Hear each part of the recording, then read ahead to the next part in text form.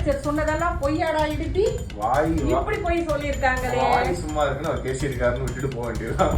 வடக்கே இருந்து வரக்கூடிய எந்த ஒரு ஆதிக்கத்திற்கும் வரலாற்றின் எந்த காலகட்டத்திலும் தமிழ்நாடு தலை வணங்கியதில்லை. நீங்க கனிஷ்காவுக்கு மதுரா 2 கேபிட்டல்ஸ் இது சின்னதா மதுரா ஒண்ணு இன்னொன்னு தக்ஷசிலா அந்த சைடு. அதுல அப்படியே அவர் சென்ட்ரல் ஏசியா வரைக்கும் அவர் கிங்டம் இருந்துச்சு. ஆனா என்ன விஷயம்னா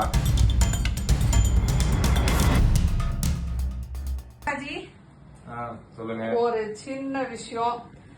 நம்மளுடைய நிதி அமைச்சர் தங்கம் தென்னரசு ஒரு விஷயத்த சொல்லியிருக்கிறாரு சட்டமன்றத்துல. நீ ஹிஸ்டரியில ரொம்ப ஸ்ட்ராங்ன்றதுனால எனக்கு அது கொஞ்சம் விளக்கம் சொன்னா நல்லா இருக்கும். அவர் என்ன சொல்றாருன்னா, வடக்கே இருந்து வரக்கூடிய எந்த ஒரு ஆதிக்கத்திற்கும் வரலாற்றின் எந்த காலகட்டத்திலும் தமிழ்நாடு தலை வணங்கியதில்லை அப்படின்னு. நாட்டுல இருந்து யாருமே வந்து நம்மள ஆட்சி செஞ்சது இல்ல பிடிச்சது இல்லன்றாரு. சிவாஜியால கூட பிடிக்கலன்னு இருக்க. ஆனா அவர் சொல்ற பாயிண்ட் ஒன்னொன்னா கேட்கிறேன், ஒன்னொன்னுக்கு எனக்கு பதில் சொல்லு. அலெக்சாண்டரின் வெற்றி பாதையில் தமிழ்நாடு ஒருபோதும் இருந்ததில்லை அப்படிங்கிறாரு. உண்மையா? கரெக்ட் தானே. அவரு சென்னாபு ரிவர் வரைக்கும் வந்து அப்படியே போயிட்டாப்ல. இங்க இருந்து சென்னாபுக்கு எப்படி ஒரு 2000 கிலோமீட்டர் இருக்கும். அப்ப இங்க வர வேண்டிய அவசியமே இல்ல அவருக்கு. அவரு வந்து பார்டரோட போயிட்டாரு. பாகிஸ்தான் இப்ப இருக்க பாகிஸ்தான் பார்டரோட போயிட்டாரு. பாகிஸ்தானுக்கே பார்டர் தான் பாத்துக்கோங்க. அவர் யாராவது நம்ம இந்தியாவுக்குள்ள இருந்து யாராவது தோக்கடிச்சாங்களா அவரை? இல்ல உள்ள வர கஷ்டப்பட்டுட்டு அப்படியே போயிட்டாரா? அது 2 வகையில ஹிஸ்டரி இருக்கு. ஒன்னு லெஃப்ட் விங் ஹிஸ்டரி, இன்னொன்னு right wing history. Left wing history என்ன சொல்றாங்க, வந்துட்டு அவங்க டயர்ட் ஆயிட்டாங்க அப்படின்றாங்க. ரைட் விங் என்ன சொல்றாங்க, அவர் வந்துட்டு அம்பின்னு ஒருத்தர் கிங்க டிஃபீட் பண்ணிட்டாரு. ஆனா ஃபர்ஸ்ட் டைம் அப்பதான் வந்து வார் எலிஃபண்ட் வந்து வார் யூஸ் பண்றத பாக்குறாங்க. அதை பார்த்துட்டு எப்ப இதுக்கு மேல உள்ள போனா வந்து பெரிய பஞ்சாயத்து. அப்ப நந்தா கிங்டம்னு ஒண்ணு பெருசா இருந்துச்சு. அதனால சரி உங்களோட சண்டை போனா ஒழுங்கா வீட்டுக்கு பொழைச்சு போயிருவோம் அப்படின்னு சொல்லிட்டு அவங்க போயிட்டதாக சொல்றாங்க. சோ இதுல வந்து அவங்களுக்குள்ள ஒரு ஹிஸ்டரியாலஜிஸ்குள்ளேயே ஒரு பிரச்சனை இருக்கு, எது இதுவா அதுவானு. ஆனா இதுதான் வந்து விஷயம். ஆனா தமிழ்நாடு வர வேண்டிய அவசியம் இல்லை அவருக்கு. ஓகே. அடுத்து மௌரிய பேரரசர் சந்திரகுப்த மௌரியா தமிழ்நாட்டின் எல்லையை கூட தொட்டு பார்க்க முடியவில்லைன்றாரு. அவர் மத்திய பிரதேசே தாண்டலையே முதல்ல. மத்திய பிரதேஷ் தாண்டல, அப்புறம் எப்படி தமிழ்நாடு? மத்திய பிரதேஷ் தாண்டாதான் தமிழ்நாட்டுக்கே வரணும். மத்திய பிரதேச தாண்டினா எவ்வளவு மகாராஷ்டிரா இருக்கு, தெலுங்கானா இருக்கு, ஆந்திர பிரதேஷ் இருக்கு, கேரளா இதெல்லாம் இருக்குல்ல. அப்ப அவர் எந்த பக்கம் தான் போனாரு? அவருக்கு செலுக்கஸ் நிக்கேடர்னு ஒருத்தர் இருக்காப்ல. அது எங்கன்னா பாக்டீரியா இப்ப இருக்க ஆப்கானிஸ்தான்ல. அவங்க கூட சண்டை போட்டு தெரிஞ்சாரு. அப்போ இந்த பக்கம் வரதுக்கு கிடையாது. அப்புறம் அசோக சக்கரவர்த்தி ஆட்சி சக்கரம் தமிழ் நிலப்பரப்பில் சுழல முடியவில்லை என்றாரு. சொல்லல போங்க. அசோகா வந்து ராஜாவானதுக்கு அப்புறம் ஒரே ஒரு போர் தான் புரிஞ்சாரு. அது கலிங்கத்து மேல. கலிங்கத்தை தோக்கடிச்சிட்டு அவரு வந்து புத்தரை தள்ளிவிட்டாருன்னு எல்லாமே சொல்றாங்கல்ல. அவருக்கே தமிழ்நாட்டுக்கு வரணும். அதான் ஒரே வார வாழ்க்கையில அதோட போயிட்டாருல அவரு. புத்தர்களின் காலம் சமுத்திரகுப்தனின் காலடி இந்த தமிழ் மண்ணில் கடைசி வரை பதியவில்லை என்று 325 CE நினைக்கிறேன் காமன் எரா.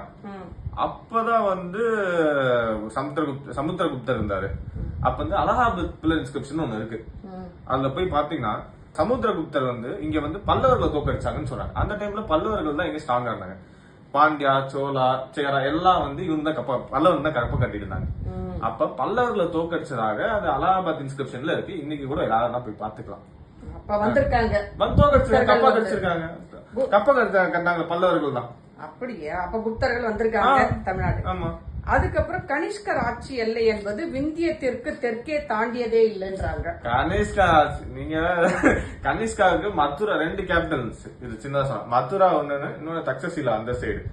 அதுல அப்படியே அவர் சென்ட்ரல் ஏசியா வரைக்கும் அவர் கிங்டம் இருந்துச்சு. ஆனா என்ன விஷயம்னா கேஞ்சட்டிக் பிளேன்ஸுக்கு கீழே கங்கா அந்த ஊருக்கு கீழே பெருசா அவங்க வரவே இல்லை. குஜராத் அவங்க கிட்ட இல்ல, இப்ப இருக்க மத்திய பிரதேசம் அவங்க கிட்ட இல்ல, மகாராஷ்டிரா இல்ல, ஒடிசா இல்ல, ஏன் ஃபுல் கேஞ்சட்டிக் பிளேன்ஸ் அவங்க ஆக்கிரமிப்பு பண்ணல, பெங்காலும் இல்ல. சிந்து கூட கிடையாது அவங்க கிட்ட. சரியா?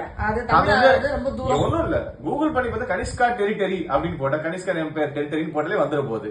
பாத்துக்கலாம். அப்புறம் இன்னொரு விஷயம் சொல்றாங்க, அக்பர் வந்து ராஜ்யம் தமிழ்நாட்டை எட்ட முடியவில்லைன்றாங்க. கனிஷ்கா என்ன கதையோ அதேதான் அக்பரும். அக்பருக்கு இங்க வேலையே இல்ல.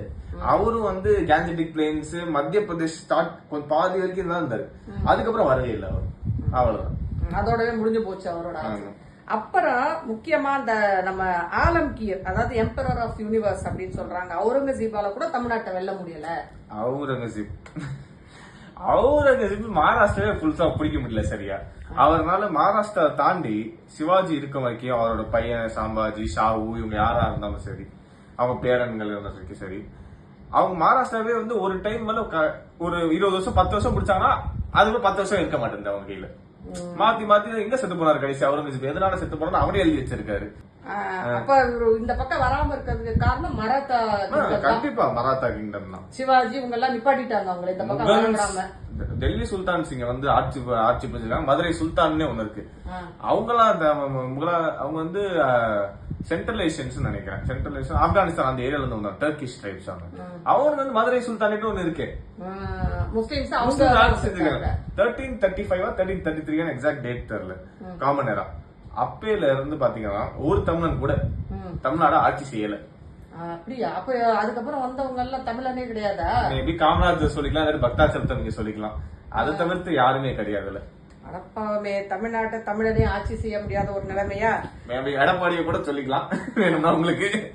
இப்ப இன்னொரு விஷயம், சத்ரபதி சிவாஜி கூட தமிழ்நாட்டை ஆட்சி செய்ய முடியல அப்படின்றாரு, அது உண்மையா? சொல்றது சிரிப்பதான் வருது. நாம ஏன்னா ஒரு காலத்துல போய் சொன்னானுங்க சரி, இப்ப பாத்தீங்கன்னா இன்னமும் போய் சொல்லிட்டு அவனுக்கு போன் இருக்கு, டேப் இருக்கு, இன்டர்நெட் இருக்கு, கூகுள் பண்ணி சத்ரபதி சிவாஜி தமிழ்நாடு அப்படின்னு 2 வார்த்தையை போட சொல்லுங்க, அவ்வளவுதான். என்னென்னலாம் வந்தாங்க அவங்க? ஒரு சின்ன விஷயம் சொல்லணும்னு நினைக்கிறேன் இந்த இடத்துல. திருவண்ணாமலை கோயில்ல வந்து என்னமோ ஒரு முஸ்லிம் கிங் வந்து அங்க வந்து அந்த கோயில இடிச்சு மாஸ்க் கட்டியிருந்தாரு. அத வந்து யார் மீட் எடுத்து கொடுத்தான்னு நீங்க போய் படிங்க. சத்ரபதி சிவாஜி தான். சரி, அதாவது விடுங்க. தஞ்சாவூரை கடைசியா யாரு ஆட்சி செஞ்சான்னு போய் பாருங்க. அங்க மராத்தியர்கள் தான் ஆட்சி செஞ்சதா சொல்றாங்க. சாம்பார்லாம் அவங்க தான் கொண்டு வந்ததா கூட. சத்ரபதி சிவாஜியோட ஹாஃப் பிரதர் சொல்ற ஒருத்தவர் தான் வந்து ஹாஃப் பிரதர் தான் வந்து அங்க ஆட்சி செஞ்சாரு. ஓகேவா? அவர் தான் வந்து அங்க இருந்து கடைசியா சுதந்திரம் கிடைக்கிறதுக்கு முன்னாடி வெங்கோஜின்னு நினைக்கிற ஒரு பேர், செல்போஜியா வெங்கோஜியான்னு தெரியல ஒரு பேரு. அவர் தான் கடைசி தஞ்சாவூர் ராஜாவுன்னு சொல்லிருக்காங்க. அதை டாக்குமெண்ட் பண்ணிருக்காங்க. எப்படா பிரிட்டிஷ் காலம் வரைக்கும் அவங்க இருந்திருக்காங்க. ஏன் சிவாஜி வரலன்றாங்களே? சிவாஜி ஜிஞ்சி வரைக்கும் வந்திருக்காரு. எப்படின்னா எப்பெல்லாம் அவருக்கு கூட பிரச்சனை வருதோ தமிழ்நாடு அவரோட சேஃப் பிளேஸா இருந்துச்சு. ரெட்ரீட் பண்றதுக்கு, இங்க இருந்து ஆளுங்களை கொண்டு போறதுக்கு எல்லாம் தமிழ்நாடு தான் யூஸ் பண்ணாங்க. தமிழ்நாடுல இருந்து மக்கள் வந்து இப்ப தமிழ்நாடுக்கும் மகாராஷ்டிராவுக்கு ஒரு கனெக்ஷன் இருக்கதே எனக்கு தெரிஞ்சு வந்து அந்த கனெக்ஷன் தான் இருக்கும்னு நினைக்கிறேன்.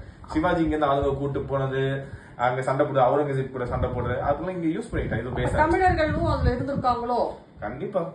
ஓ, இப்ப காளிகாம்பாள் கோயில்ல ஒரு படத்தை வச்சிருக்காங்களே, சிவாஜியோட படம். காளிகாம்பாள் கோயில ஃபர்ஸ்ட் வந்து பீச் பக்கத்துல இருந்ததா சொல்றாங்க.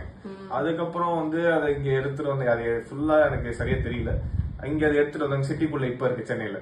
அப்போ வந்து சிவாஜி வந்து இங்க வந்து பார்த்தாருன்னு கூட ஒரு ஹிஸ்டரி இருக்கு. அதுவும் வந்து வெரிஃபைடு, எல்லாம் செக் பண்ணிக்கலாம். யாரோட கூகுள்ல போட்டுல இருந்து கூகுள் நம்பலையா புக்க போய் படிங்க, அவ்வளவுதான், முடிஞ்சு போச்சு. அப்ப நம்ம நிதியமைச்சர் சொன்னதெல்லாம் பொய்யாடா இடுப்பி? வாய் இப்படி போய் சொல்லிருக்காங்களே, வாய் சும்மா இருக்குன்னு அவர் பேசியிருக்காருன்னு விட்டுட்டு போக வேண்டியதுதான். சரி சரி, உண்மையை சொன்னதுக்கு ரொம்ப தேங்க்ஸ்.